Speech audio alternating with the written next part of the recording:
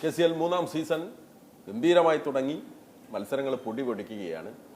അപ്പോൾ ക്രിക്കറ്റ് ഉള്ളിലുള്ളവരെല്ലാം തിരുവനന്തപുരത്തേക്ക് എത്തിക്കുകയാണ്. അങ്ങനെ തിരുവനന്തപുരത്തെത്തിയ ഒരാൾ ശ്രീ ചാണ്ടി ഉമ്മൻ MLA, പുതുപ്പള്ളിയുടെ സ്വന്തം. നമ്മളിതിനു മുൻപ് ഇലക്ഷൻ സമയത്തൊക്കെ സംസാരിച്ചിട്ടുണ്ട്. പക്ഷെ ഉള്ളിൻ്റെ ഉള്ളിൽ ഒരു ക്രിക്കറ്റർ ഉണ്ടെന്ന് ഞാൻ ഈ അടുത്താണ് അറിഞ്ഞത്. ഞാൻ മനസ്സിലാക്കിയ ഒരു ആരെ പന്താന്ന് അടിച്ച് കളഞ്ഞിരുന്നേ, ഗബ്രിയുടെ അല്ലേ? ഗബ്രിയുടെ പന്ത് അടിച്ച് കളയുന്നാണ്ട് സച്ചിൻ ബേബിയുടെ കൂടെ കളിക്കുന്നത്. അതല്ലേ അവിടെ സ്ഥലത്ത് തന്നെ, അവിടെ തന്നെ എന്റെ മണ്ഡലത്തിലുള്ള ഒരു ടർഫില് ഉമ്മൻചാണ്ടി ഫൗണ്ടേഷന്റെ ക്രിക്കറ്റ് ടൂർണമെന്റ് ആയിരുന്നു. അത് ഞങ്ങളുടെ രണ്ടാമത്തെ സീസണായിരുന്നു, രണ്ടാമത്തെ മത്സരമായിരുന്നു ഇയറിലെ. കഴിഞ്ഞ വർഷം ഉണ്ടായിരുന്നു, ഈ വർഷം ഉണ്ടായിരുന്നു.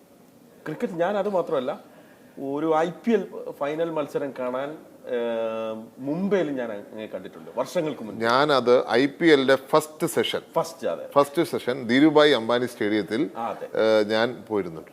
ഞാൻ അന്ന് സച്ചിൻ, എന്റെ തൊട്ടടുത്ത് സച്ചിൻ ഇരിപ്പുണ്ടായിരുന്നു. അതെ അതെ, എനിക്ക് ഇന്നും ഒരു 15 വർഷം മുമ്പ്. അത് ഫുട്ബോളാണോ അതോ ക്രിക്കറ്റ് ആണോ എന്ന് എനിക്ക് കൃത്യമായി ഓർക്കുന്നില്ല. ഫുട്ബോളാണ്, കേരളത്തിന്റെ മത്സരമായിരുന്നു. പക്ഷെ അന്ന് സച്ചിൻ അവിടെ പ്രസന്റ് ആയിരുന്നു.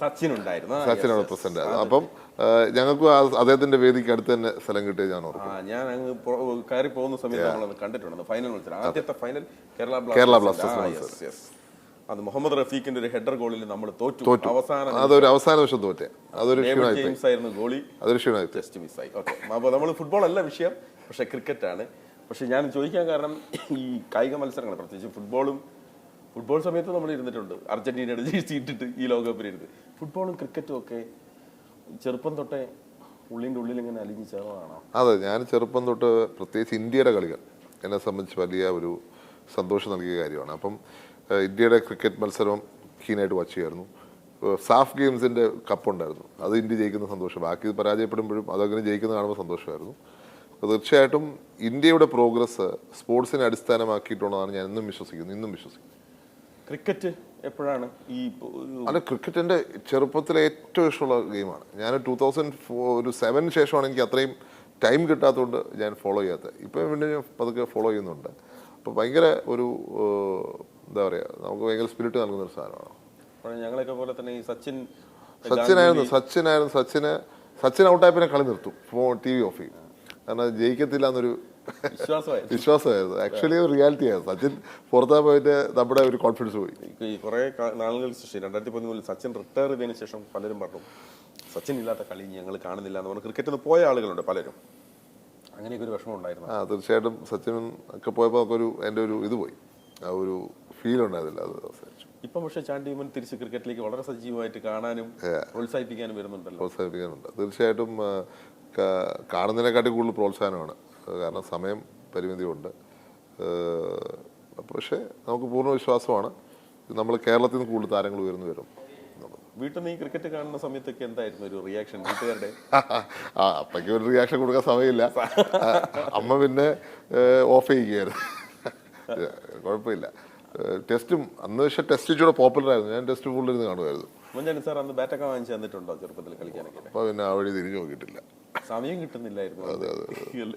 പക്ഷെ അന്നത്തെ കാലം എന്ന് വെച്ചാൽ ഈ കേബിൾ ടിവിയുടെ കാലമാണ്. 2 മാസത്തെ സമയം കേബിൾ ഉള്ളൂ, പിന്നെ കട്ട് ചെയ്ത് കളയും.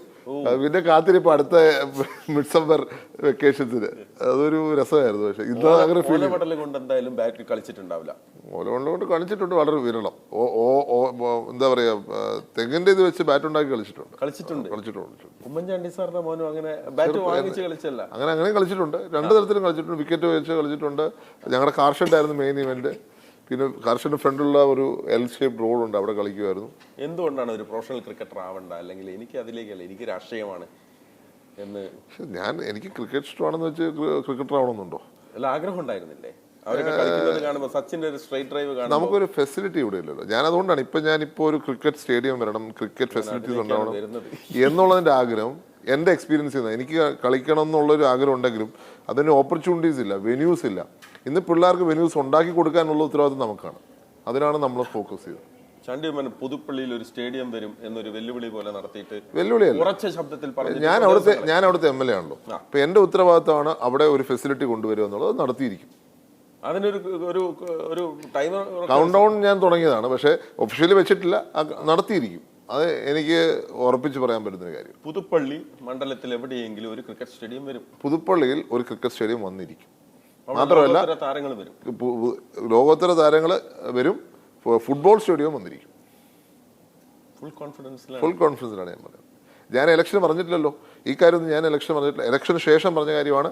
ഇലക്ഷന് ശേഷം IPL ഫാൻ പാർക്ക് സമയത്ത് ക്രിക്കറ്റ് സ്റ്റേഡിയം എന്ന് പറഞ്ഞു. ഇന്ന് ഞാൻ പറയുന്നു ക്രിക്കറ്റ് മാത്രമല്ല ഫുട്ബോളിന് സ്റ്റേഡിയം വന്നിരിക്കും. അതിന്റെ പ്രാരംഭ നടപടികളൊക്കെ പ്രാരംഭം ഞാൻ 2.5 വർഷം മുമ്പ് തന്നെ പ്രവർത്തനം തുടങ്ങിയിരുന്നു. ആ പ്രവർത്തനത്തിന്റെ കൾമിനേഷനിലേക്ക് എത്തുകയാണ്. പക്ഷെ ഞാൻ ഇലക്ഷൻ സമയത്ത് ഞാൻ പറഞ്ഞിട്ടില്ല, എൻ്റെ ഇലക്ഷൻ വാഗ്ദാനമല്ല, ഇലക്ഷന് വേണ്ടി പറഞ്ഞതല്ല. ഇലക്ഷൻ ശേഷം ഞാൻ ഒരിക്കലും എൻ്റെ ആദ്യത്തെ ഇലക്ഷന് ഞാൻ വാഗ്ദാനങ്ങളൊന്നും കൊടുത്തിട്ടില്ല.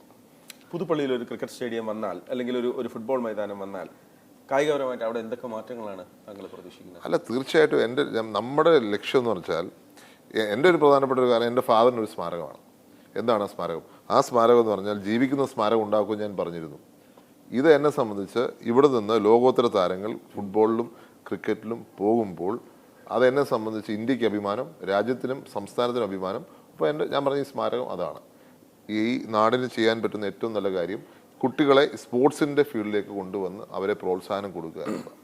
ഈ പുതുപ്പള്ളിയിലെ സ്റ്റേഡിയത്തിന്റെ ചർച്ചകളൊക്കെ നടക്കുന്നുണ്ടാവുമല്ലോ, ഏത് തരത്തിലായിരിക്കും? അതൊരു ഫസ്റ്റ് ക്ലാസ് ക്രിക്കറ്റ് ഒക്കെ കളിക്കാൻ പറ്റുന്ന? അല്ല, എൻ്റെ ആഗ്രഹം അത് ഇന്റർനാഷണൽ സ്റ്റേഡിയമായി തന്നെ വരണം എന്നുള്ളതാണ്. അതിനുവേണ്ടിയുള്ള പരിശ്രമമുണ്ട്. പക്ഷെ അതിന് ICCയുടെ കുറേ നോംസ് ഉണ്ട്. ആ നോംസിനകത്ത് ഫിറ്റ് ചെയ്യണം. അത് മാത്രമേ ഉള്ളൂ കൺസേൺ. അതല്ലെങ്കിൽ എന്തായാലും സ്റ്റേഡിയം വരും. അത് ഇന്റർനാഷണൽ സ്റ്റാൻഡേർഡ്സ് തന്നെ വരും എന്നുള്ളത് തന്നെ എൻ്റെ പ്രതീക്ഷ.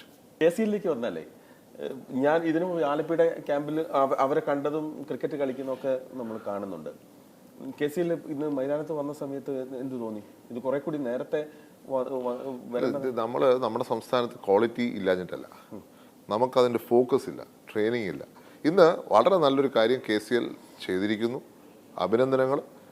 ഇനിയിപ്പം പഴയ കാര്യം പറയേണ്ട കാര്യമില്ല, ഇനി ഫ്യൂച്ചറാണ്. ആ ഫ്യൂച്ചർ ഇപ്പം ഞാൻ കണ്ടുപോയത് സ്പോർട്സ് സ്റ്റാർ അല്ലെങ്കിൽ സ്റ്റാർ സ്പോർട്സിൽ നമ്മളൊക്കെ പണ്ട് ദൂരെയുള്ള കളി കണ്ടിരുന്ന ഇന്ന് കേരളത്തിലെ കളി ഇതിനകത്ത് കാണുക.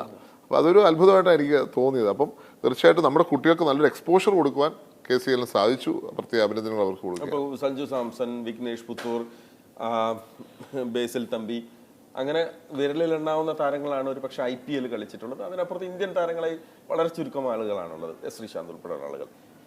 കൂടുതൽ താരങ്ങളെ എന്തുകൊണ്ട് താരം വന്നില്ല എന്ന് നമ്മൾ ഫെസിലിറ്റി ഉണ്ടാക്കി കൊടുത്തിട്ടില്ല, അവർക്ക് അവസരം കൊടുത്തിട്ടില്ല, വളരാനുള്ള സാഹചര്യം ഒരുക്കിയിട്ടില്ല. ഇപ്പം നമ്മൾ ആ സാഹചര്യം ഒരുക്കുകയാണ്. അതാ പറഞ്ഞത്, ഇപ്പം സാഹചര്യം ഒരുക്കുന്നു. ഇനി 100 കണക്കിന് താരങ്ങൾ വരും എന്നാണ് എനിക്ക് പൂർണ്ണ പ്രതീക്ഷ. ഇടയ്ക്ക് കളിക്കും. ഞാൻ യാത്രയിൽ ഞങ്ങൾ ഒരു കേരള യാത്ര നടത്തിയിരുന്നു. ഞാൻ കൂടുതൽ കളിക്കുന്നത് ടെന്നീസ് ബോളിലാണ്. അപ്പോൾ അങ്ങനെയുള്ള കളികളാണ്. അപ്പോൾ എനിക്ക് അല്ലാതെ ഇതുവരെ ക്രിക്കറ്റ് ബോൾ ശരിക്കും പറഞ്ഞാൽ കളി ഇട്ടിട്ടുണ്ടായിട്ടില്ല കേട്ടോ. അത് എനിക്കത് കളിക്കാൻ പറ്റിയിട്ടില്ല. അപ്പോൾ അത് ഹെൽമെറ്റ് ഒക്കെ ഇട്ടിട്ടൊന്ന് നിൽക്കണം എന്നൊരു ആഗ്രഹം ഉണ്ട്, ഇല്ലാതെ ഞാൻ പറയത്തില്ല. അതൊരു ആഗ്രഹം തന്നെയാണ്. കാരണം ചെറുപ്പത്തിൽ ഏറ്റവും ഇഷ്ടം ഉണ്ടായിരുന്നൊരു കളിയാണ്. അപ്പോൾ അത് ആഗ്രഹമുണ്ട്. ഓക്കെ, വൈകാതെ അത് സാധിക്കട്ടെ. KCL ഇപ്പോഴും പ്രായം കഴിഞ്ഞിട്ടില്ല, 39, 40 വയസ്സുള്ള ആളുകൾ കളിക്കുന്നത്. അത് ശരിയാണ്. പക്ഷെ എൻ്റെ വേറൊരു ഗെയിം നടക്കുന്നുണ്ട്. അപ്പോൾ അല്ല, ഞാൻ അതിനോടനുബന്ധിച്ച് ചോദിച്ചത്, നമ്മൾ രാഹുൽ ദ്രാവിഡിന്റെ ഒരു പരസ്യം കേട്ടിട്ടുണ്ട്. നന്നായി കളിച്ചുകൊണ്ടിരിക്കുമ്പോൾ റൺഔട്ട് ആകുന്നത് എന്ത് കഷ്ടമാണല്ലേ. പലപ്പോഴും ഈ മന്ത്രിസഭ രൂപീകരണ ചർച്ചയൊക്കെ നടക്കുമ്പോൾ ഞങ്ങളുടെ മനസ്സിൽ വന്നതാണത്. അല്ല, ഞാൻ പറയുന്നത് അതൊരു പോസിറ്റീവായിട്ടാണ് ഞാൻ കാണുന്നത്. കാരണം എന്നെ സമയം ഞാൻ ഫ്രീയാണ്. ഭാരങ്ങളില്ല, ടെൻഷനില്ല. എവിടെ വേണേ എനിക്ക് പോവാം. ഞാൻ സർവ്വ സമ്മേളനവുമായി ലോകത്തിന്റെ വിവിധ ഭാഗങ്ങളിൽ പോകുന്ന ആളാണ്. എനിക്ക് അങ്ങനെ ഒരു ഭാരം വന്നാൽ ഇനി ഒരിടത്ത് പോക്ക് നടക്കില്ല. അപ്പം ഞാൻ ഫ്രീ ആയിട്ട് ഞാൻ അതിനെ അങ്ങനെ അസസ് ചെയ്യുന്നത്. കാരണം എനിക്കിന്ന് എവിടെയെങ്കിലും പോകണോ, ഞാൻ പോവും. ഇപ്പം ഞാൻ കഴിഞ്ഞ ദിവസം വെള്ളപ്പൊക്കം വന്ന സമയത്താണ് ജപ്പാനിലൊന്ന് പോകേണ്ടി വന്നത്. അത് കാരണം വെച്ചാൽ എനിക്ക് പോകാതിരിക്കാൻ പറ്റാത്ത സാഹചര്യം. അവർ ഒത്തിരി ഇൻവെസ്റ്റ് ചെയ്തു അതിൻ്റെ പേരിൽ, ആ സംഘാടകർ.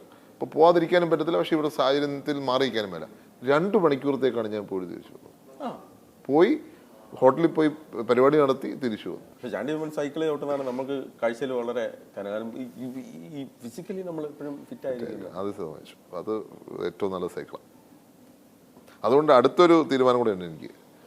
എന്തായാലും ഇനിയിപ്പോൾ കോട്ടയത്ത് നിന്ന് സ്കൂൾ കുട്ടികൾക്കെല്ലാം, പുതുപ്പള്ളിയിൽ പഠിക്കുന്ന എല്ലാ സ്കൂൾ കുട്ടികൾക്കും സൈക്കിൾ കൊടുക്കാൻ തീരുമാനിക്കുക. എല്ലാ സ്കൂൾ വിദ്യാർത്ഥികൾക്കും? എല്ലാ 12,000 കുട്ടികളുണ്ട് എല്ലാവർക്കും. അതിന് ടൈം ഫിക്സ് ചെയ്തിട്ടില്ല. പക്ഷേ അതിന് കൗണ്ട് ഡൗൺ ക്ലോക്ക് ഇല്ല. അതിന് കൗണ്ട് ഡൗൺ ക്ലോക്ക് ഇല്ല. കാരണം ഇറ്റ്സ് എ ബിഗ് പ്രോജക്റ്റ്. അതിന് പലരും സഹായിച്ചാൽ മാത്രമേ നടക്കൂ.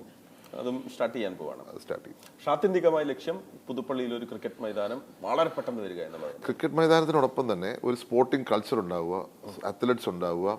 ഇപ്പോൾ അണ്ടർ 7ഉം അണ്ടർ 10ഉം ഒക്കെയുള്ള കുട്ടികളെ പ്രാക്ടീസ് ചെയ്യിപ്പിക്കാനുള്ള സാഹചര്യങ്ങൾ പ്രത്യേകിച്ച് ഫുട്ബോളിലുണ്ടാകും. ക്രിക്കറ്റിൽ നമ്മൾ വേൾഡ് ലെവൽ ടീമാണ്. അടുത്തത് നമ്മൾ വേൾഡ് ലെവൽ ടീമാകാൻ പോകുന്നത് ഫുട്ബോളിലാണ്. മിനർവ FC അത് കാണിച്ചു തന്നു. We are a world level team. അത് കേരളത്തിൽ നിന്ന് ഇനി ഉണ്ടാകും. പുതുപ്പള്ളിക്കും പങ്കുണ്ടാവും. ഗ്രേറ്റ്. എന്തായാലും ഇത്ര കോൺഫിഡൻസോട് കൂടി സംസാരിക്കുമ്പോൾ തീർച്ചയായിട്ടും ആ മൈതാനം വരട്ടെ, അവിടെ ഒരുപാട് കളികൾ വരട്ടെ, ഒരുപാട് താരങ്ങൾ പിറവിക്കൊള്ളട്ടെ. Thank you Shri Chandy.